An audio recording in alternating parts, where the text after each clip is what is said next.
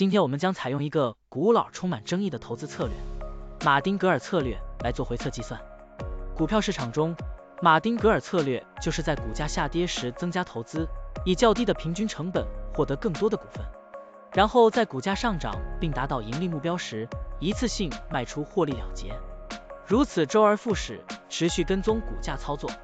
现在，我们就设定一些参数，让 Stocktiny AI 帮我们生成程序，对 Hive 进行回测计算。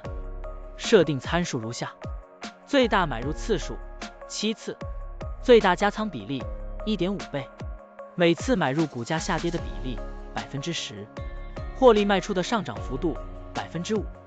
运行时间从2023年1月1日到2024年5月2日。交易手续费设定为 0.10%。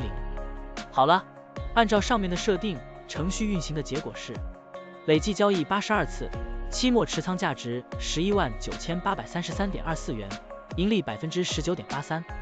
相比持仓不动，多盈利负 42.91%。可以看到，橙色的持仓价值曲线比股价曲线更平缓。我们换一组参数，再尝试一下。最大买入次数5次，最大加仓比例 1.5 倍，每次买入股价下跌的比例 8%， 获利卖出的上涨幅度 3%， 这样就可以得到新的回测结果。累计交易88次，期末持仓价值132152.34元，盈利 32.15%。相比持仓不动，多盈利负 30.59%。股票的波动特性不一样，盈利效果就不同。参数设定不同，盈利效果也会不同。怎样找到最优的组合呢？